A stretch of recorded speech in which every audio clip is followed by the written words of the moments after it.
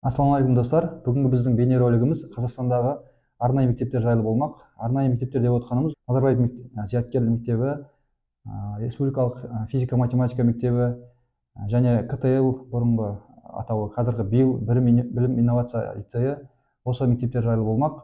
Бұл мектептердің ерекшелігі, бұл мектептерде сабақтар үш тілде өтеді және басымдық математика, жаратылыстану бағытына берілген. Ең алдымен РФМШ жайлы айтып кетсек, бұл мектеп 1972 жылы құрылған. Ат айтып тұрғандай, бұл мектепте физика және математика пәндері тереңдетіп оқытылады. Бұл мектепте баса назар халықаралық олимпиадаларға бөлінген.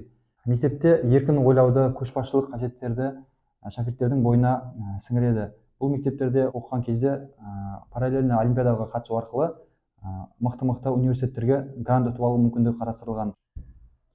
Республикалық физика-математика мектебіне түсудің 4 қадамын сіздерге айтып кетейін. Бірінші, емтиханға дайындалу.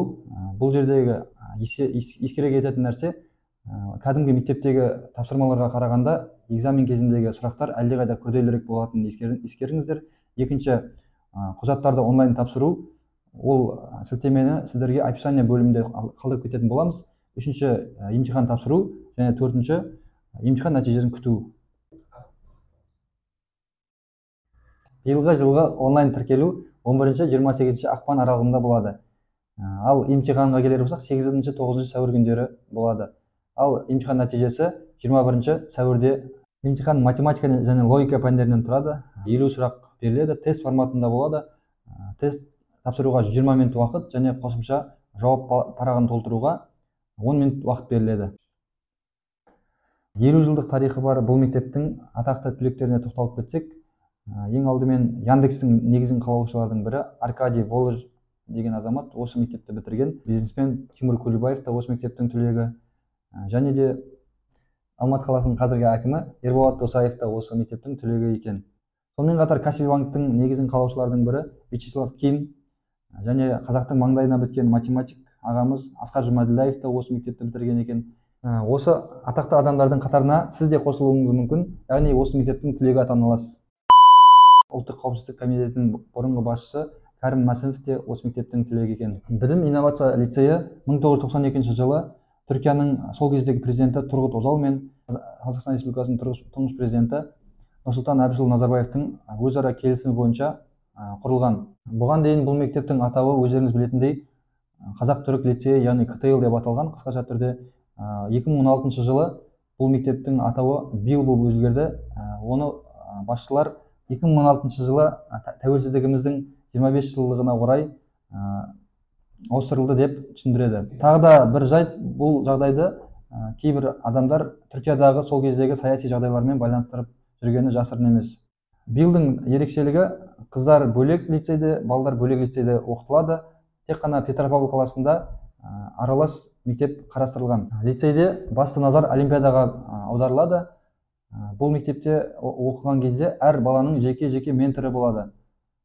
Және де 100% оқушылардың барлығы интернетта жатып білім алады. Лицейде сабақтар 4 тілде, яғни қазақ, орыс, ағылшын және түрік тілдерінде өткізіледі. Емтихан форматына тоқталар болсақ, емтиханға тіркелу 1 ақпан мен 15 сәуірге дейін жалғасады. Емтихан 2 кезеңнен тұрады, 60 сұрақтан, математика және логикаға 50 сұрақ және оқу сауаттылығына 10 сұрақ. Емтихан уақыты 110 минутқа созылады. 2 кезеңнің қорытындысы бойынша емтихан нәтижесін 3 жұмыс күнінен кейін bilemtihan.kz сайтынан көрсеңіздер болады. Конкурс нәтижесі бойынша ең жоғарғы балл алған оқушылар лицейдің грантына ие болады.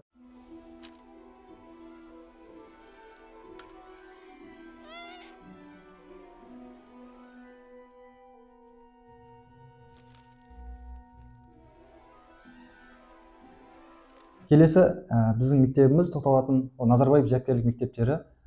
Бұл 2008 жылдан бері жұмыс істеп келеді Қазақстанда. Қазақстанда қазір 21 мектеп жұмыс істеп тұр. Бұл мектептің ерекшеліктері еуропалық стандартқа сай оқытылады және 3 тілде білім беріледі. Жатақханасы бар, спортқа арналған және оқуға арналған формалар тегін беріледі.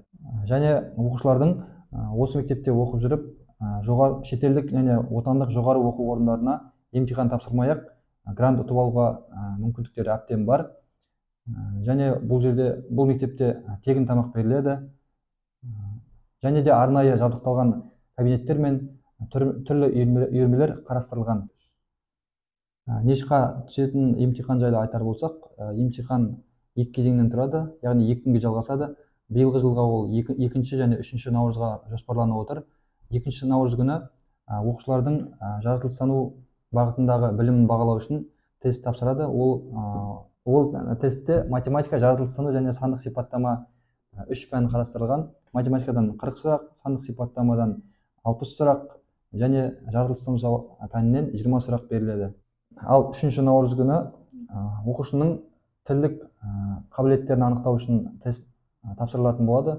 Бұл тестте қазақ тілі, орыс тілі, ағылшын тілі 3 пәннен 20 сұрақтан 60 сұрақ беріледі.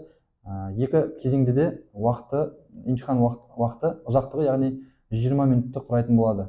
Сонымен қатар айта кететін жайт, тесттің нәтижелерін оқушылар 40 күннен кейін біле алатын болады, және ол сайтты біз сілтемеде арнайы қалдырып кететін боламыз. Соңғы кезде халық арасында осы Назарбаев мектебін жабылады, немесе басқа мектеппен қосылады, бюджеті қысқарады деген сияқты әңгімелер тарап жүр.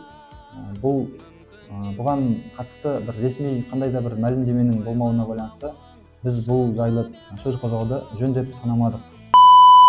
Қазақстандағы кез келген проблеманы былай шешетін сияқты.